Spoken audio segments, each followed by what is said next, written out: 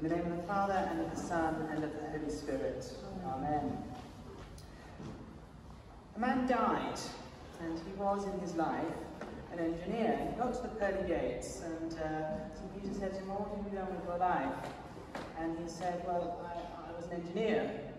And St. Peter said, we don't take those in heaven, and you'll have to go down to the other place.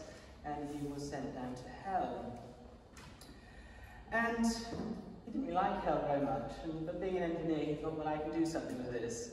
And he set himself about, he installed some air conditioning, redid some of the apartments. And by the end, it was starting to look in his corner, certainly a little bit better. And of course, some of the other damned souls rather appreciated this, not to mention some of the demons.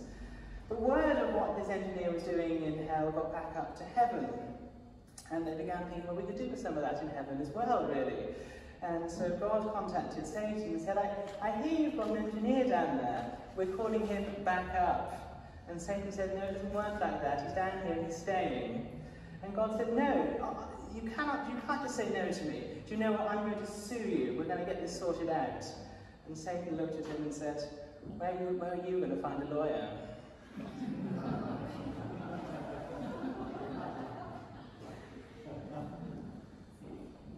Hell is something we don't really like to think about.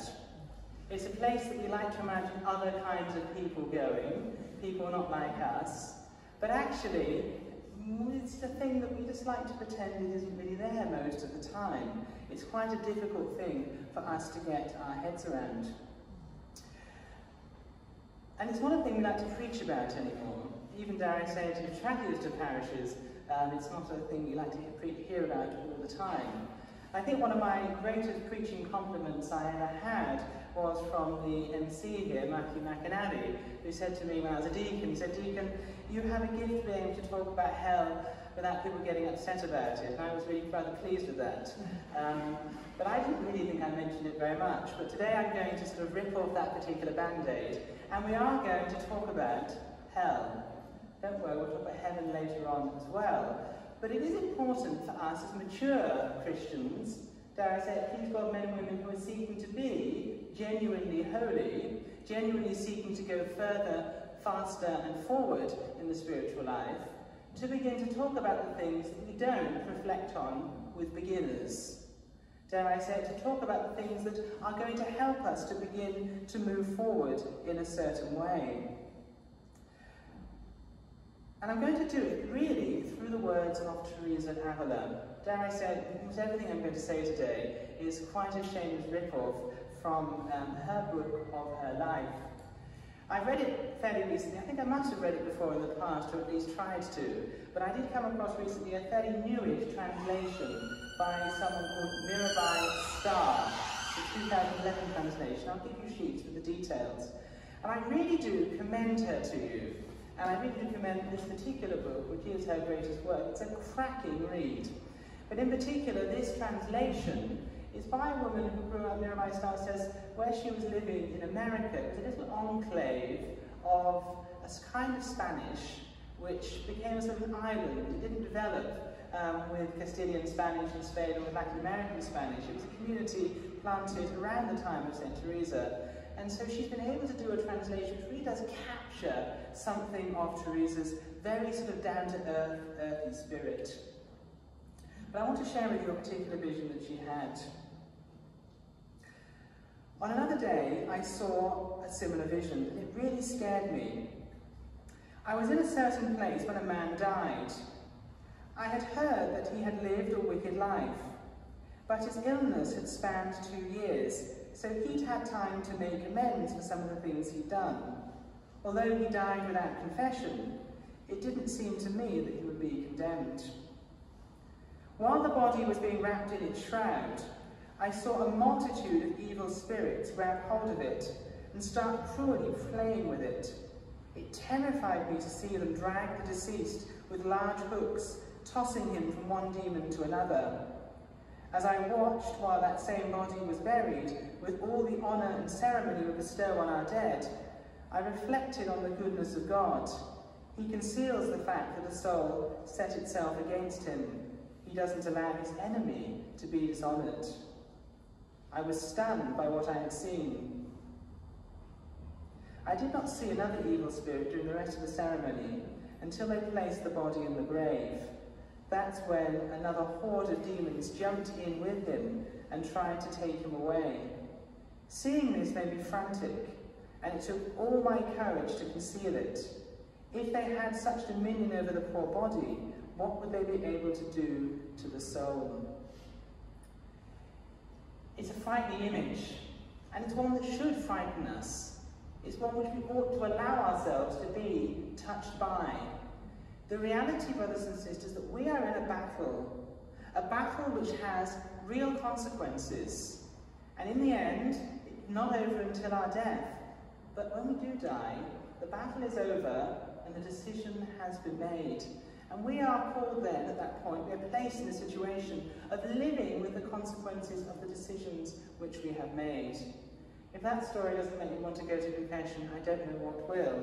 I should point out there are no confessions for a few minutes, and Father Martin will hear confessions at the end of this talk, and indeed from about 3:30 until the end of today. If you haven't had the chance to go, do go.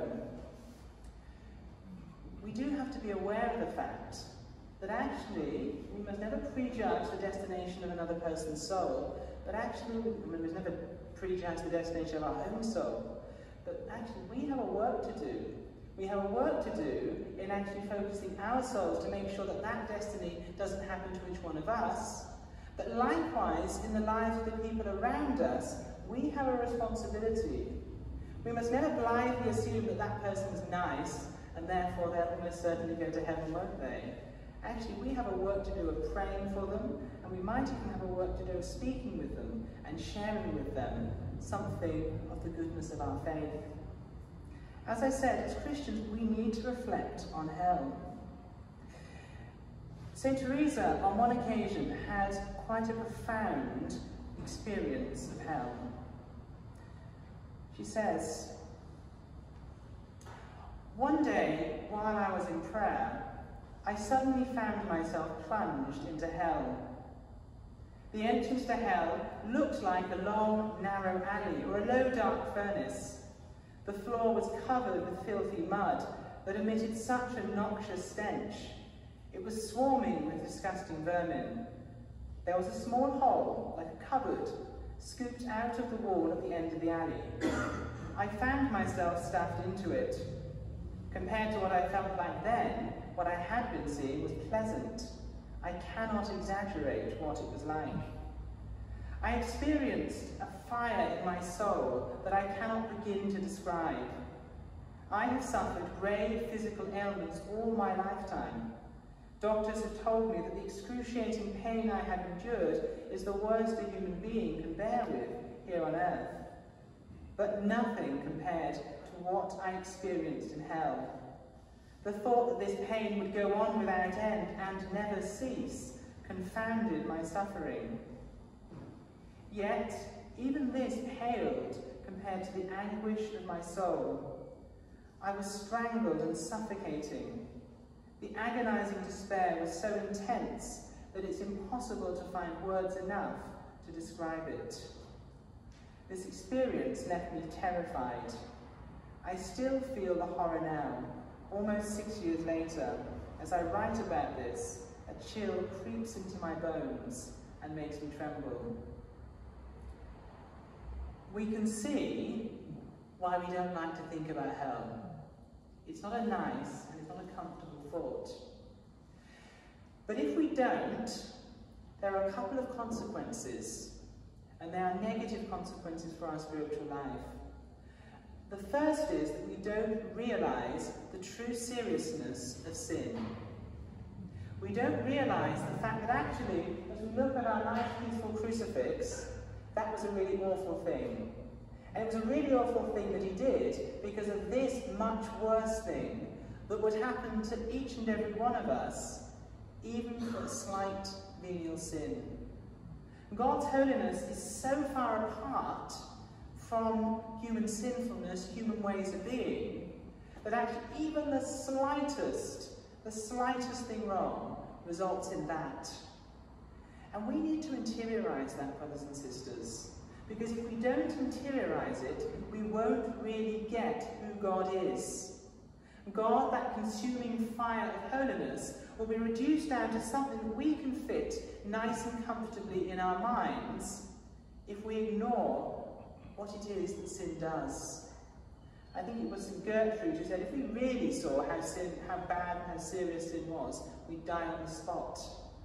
And in a sense, God, to a certain extent, preserves us from that full realization, because he doesn't want us all to just die on the spot.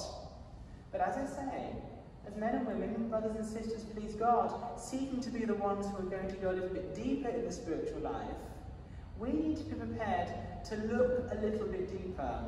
We're never going to come to the place of a full realization of the true horror of sin.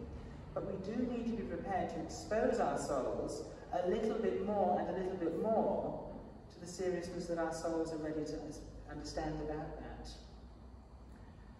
But the second thing that will happen to our souls if we're not prepared to consider hell, we will not truly appreciate the mercy of God. We will, in a sense, diminish the mercy of God as to being something very common, very ordinary. We will, in a sense, begin to think, well, God loves me, so why wouldn't he save me? I mean, it's not that big a deal, is it? But it is a big deal. It's an extraordinary deal. Actually, unless we have truly experienced or truly interiorized where it is that we ought in justice to go at the end of our earthly walk, we will not be grateful. We will not truly be grateful. We will not be grateful in the unlimited way in which we should be to our God for redeeming us from what should have happened to us. And we will not really come to appreciate the extraordinary nature of God's mercy. God's mercy that was able to overcome this destiny that hung and indeed hangs over each and every one of us. In the end, one of the problems in the church today of talking so much about mercy is that in a sense we've almost devalued the currency. We've allowed it to be inflated away so that it doesn't really mean anything to us anymore. That's not the kind of mercy that St. Faustina was encountering. That's not the kind of mercy that St. Paul went out into the world to proclaim. The saints have truly understood. They have truly understood the extraordinary, miraculous nature of God's mercy, because they are the ones who really have interiorized their own wretchedness, their own need of God. And so in the end, we do need, if we want to progress in the spiritual life, to be prepared to put that stimulus there of spending some time, occasionally, not all the time, but occasionally, just reflecting. Eternal damnation, eternal suffering, suffering that goes on without end. We need to allow that thought occasionally to come to our mind. And why? Because as St. Teresa herself puts it, this vision also makes me wish that we would all do everything in our power to avoid this outcome for ourselves. Let us neglect nothing, and may it be the Lord's will to give us the grace to serve him always. It strikes me that no matter how badly I have sometimes behaved, my intentions were always good. I cared deeply about being of service to God. I didn't do certain things that I see other people do carelessly, as if they didn't mean a thing. Yet in spite of all this, look where the evil spirits took me, and my transgressions probably earned me an even worse fate than the one I glimpsed. For love of God, we need to constantly be vigilant about missing the mark. Let us never, brothers and sisters, become those people who are not constantly vigilant about missing the mark. That's St. Teresa on hell. Let's reflect also, however, a little on what she wants to say about heaven as well. On another occasion, 3 men went up to heaven, and they were met there by St. Peter, as we will, please God, hope to be one day. And he says, part of the proofing test of heaven, I just want to check, when you look at your body down there in the corpse, and when you see the people gathering around your body, what is it that you want them to be saying? And the first man looked down and said, well, I hope they're saying that I was a good doctor, that I really put my patients first, that I really try my best not to work for money, but to work for the good of the people around me. And the second man said, well, I hope they're saying that I was a really good husband and father, that I really will be remembered for the love that I gave to my family, and indeed to the other people around me in my life as well. And the third one looked down at his body, and St. Peter said, so what do you hope they're saying about you? And he said, I hope they're saying, look, he's still moving.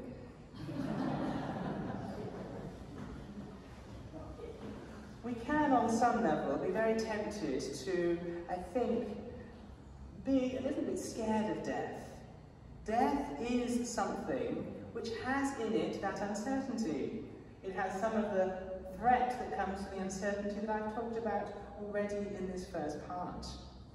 And as Christians, we do need to face up to that. But, on the other hand, we need equally to be Christians who are confident in our love of God. Inasmuch as we think about hell, it's in order to expand our love of God. It's in order to be people who have been motivated to put our relationship with God in the right place. And I think St. Teresa has some words that I think are reasonably comforting for us. She says, I used to be terrified of death. Not anymore. Since the visions, dying feels like the easiest thing in the world. In the moment of death, the servant of God finds herself released at last from this prison. Finally, she is free to rest. We don't need to talk about the pain that happens when the soul and the body are finally separated from one another.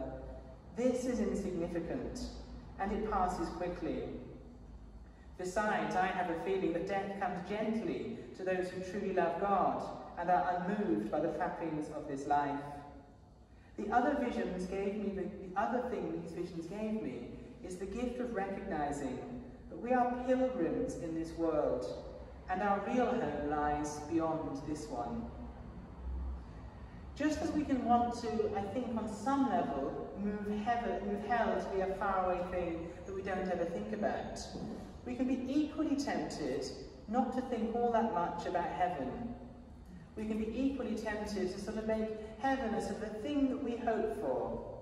We sort of put some money on that, but we also put some other money on other sources of happiness in our life as well. And the problem here is that we completely empty out Christianity of its meaning. Christianity without heaven is completely ridiculous. It would make no sense at all. Why on earth would I take up my cross and follow our Lord if it's all going to end in the same way as everybody else anyway? I might as well just try my best to enjoy myself in the ways that they are. In the end, our faith is fundamentally rooted in the reality of heaven. Our faith, or the Christian life you might say, is going to Las Vegas and putting it all on red, or all on black. It really is staking our whole lives on the reality that what Jesus says is true, that we are not made for this world, that there is a world yet to come, and it is in that place that we are called to find our eternal and lasting happiness. And if that is true, it completely upends the meaning of everything. It completely upends the meaning of all that we experience in this life. Actually, all the best things that we do have an entirely different meaning if heaven is real.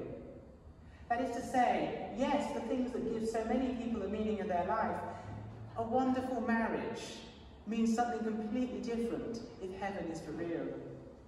Because if heaven is for real, actually in your marriage, your spouse becomes your way to heaven, not your way to happiness. That actually your spouse is there fundamentally to be served by you, even if he or she doesn't serve you back. It doesn't really matter, because God has planted himself in your relationship in a profound way to make him or her your primary way to heaven. The children of your union are the primary people that are given to your care in order to take to heaven. That actually, they are not there to enrich your life. They're certainly not there to be the ones to look after you in old age. We see that now, do we not, around our society? Their primary role in your life is to receive through you the love that you have received from God, in order that they will be inspired to want to go to heaven with you. All of your work is ordered to the goal of building up grace in your life. The whole of your work is there as something which is given to you in order, if you will it, to make you and others in your life holy. All of it is there in order, if you will let it, to be the means through which God will knock off some of your corners, just as he will with your spouse and children. To rub off the parts of you which are not apt for heaven anymore. How far away is this way of thinking about our life in the world than the way in which so many of the people around us, even in the church, think? It can be very, very tempting to live our spiritual life as part of a sort of a package. Well, I've got a decent job, I've got a nice loving family, that's great. I play golf, that sort of satisfies some part of my life.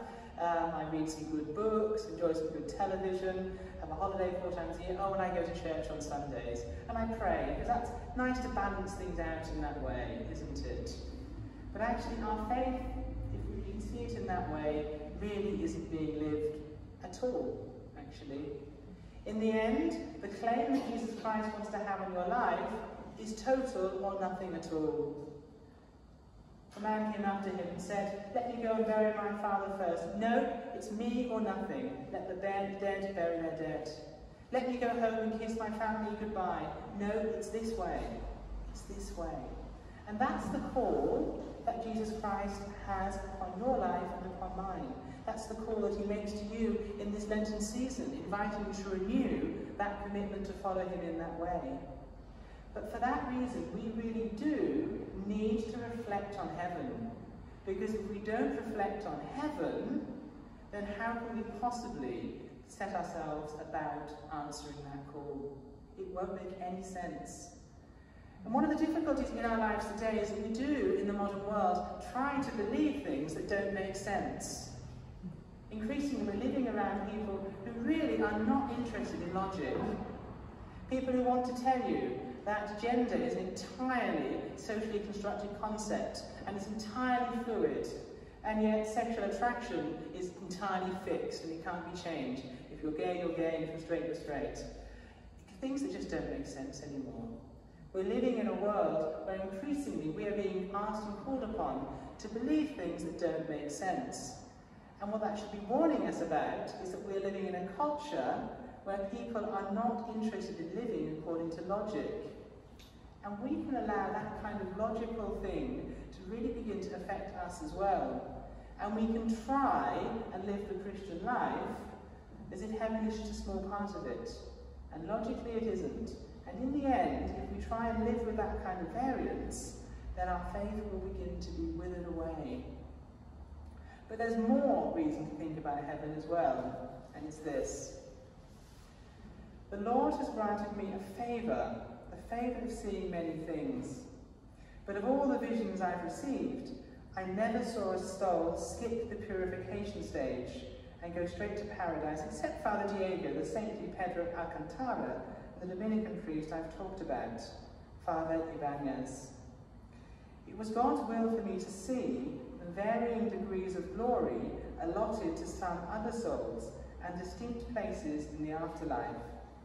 As it turns out, these differences are far greater than I would have thought. Many moons ago, I'm going to shock you all now, giving you a story from my past life. Many moons ago, prepare for the shock, I went to a Conservative Party conference. And I remember it was a very famous conference where actually the successor to Michael Howard was being elected, and they were all giving big headline speeches. And one of them was by Sir Malcolm Richmond, who clearly knew he had no shot at it, but just gave a cracking speech and gave us all a lot of fun. And one of the things he said was that socialism only works in 2 places, in heaven and in hell. In heaven where they don't need it, and in hell where they've already got it. And I think we can sometimes forget the fact that our faith is not a socialistic religion. We're not all just going to go to heaven and be the same. Actually, as St. Teresa points out, there are varying degrees of glory. And even she was surprised by how big the gap between some of them was. And that's quite an important point for us to remember. When we think about heaven as the logical conclusion, the logical termination of our faith, that's not just sort of the end goal around the Monopoly board. Actually, we've got work to do. Because the way in which we live today will affect how we live forever. I think it was St. Teresa of Lisieux who used the image of vessels full of water.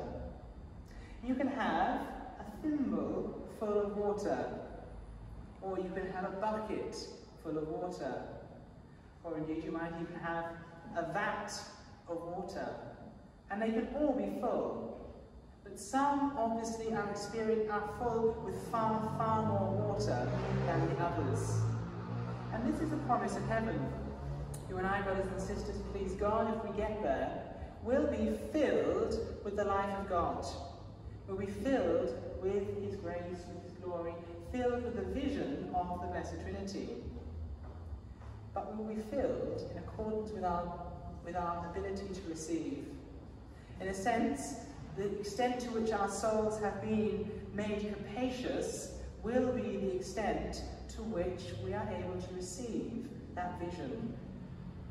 And that's quite important because the size of our souls, the expanse of our hearts, ceases when we die.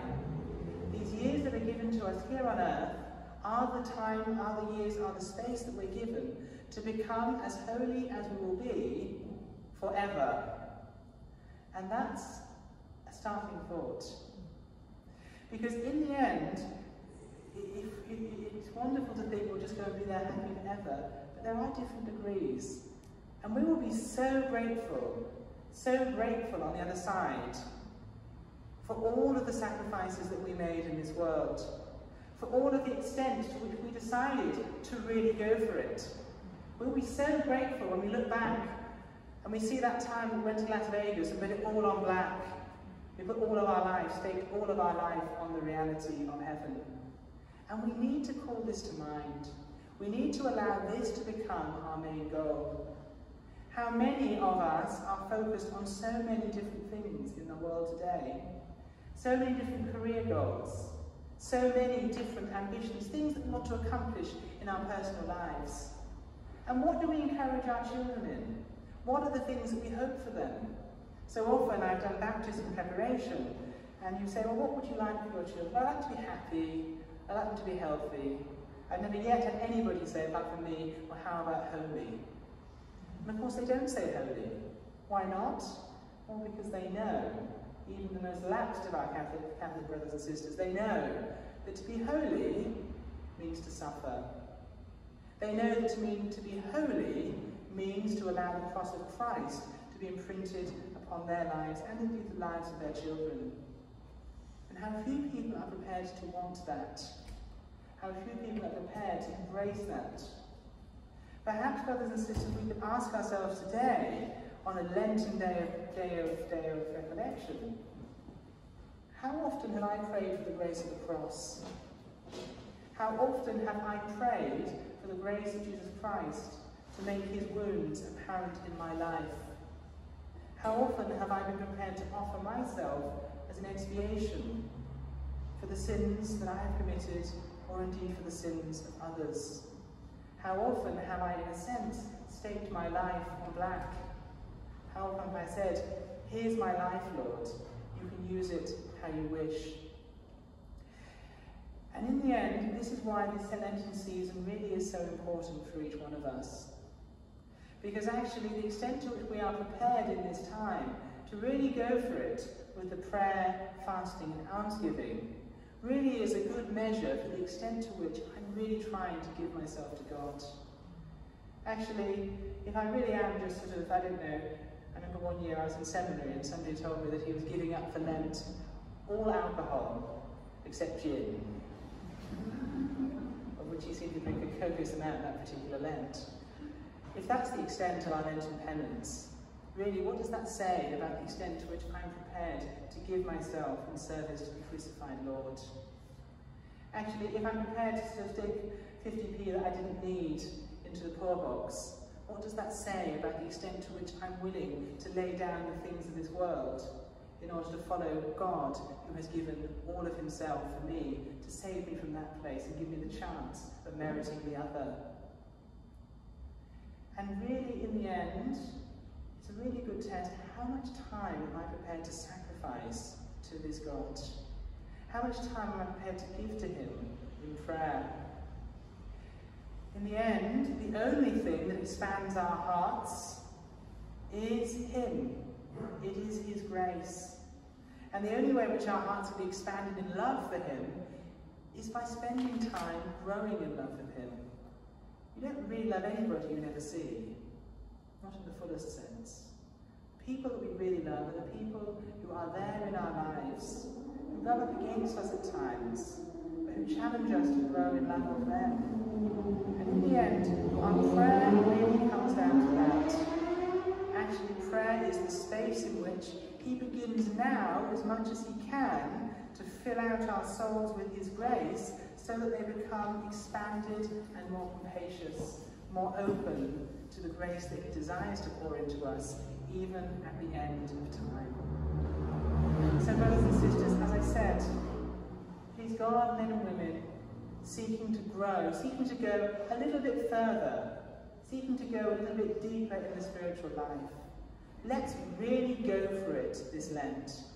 Let's really go for it, knowing that actually this Lent will be a Lent which we will look back on, please God, in eternity, and say, thank you, Lord. Thank you for all eternity, for the grace you inspired, the grace you inspired within me to be motivated and really give myself to you that particular year. In the name of the Father, and the Son, and the Holy Spirit.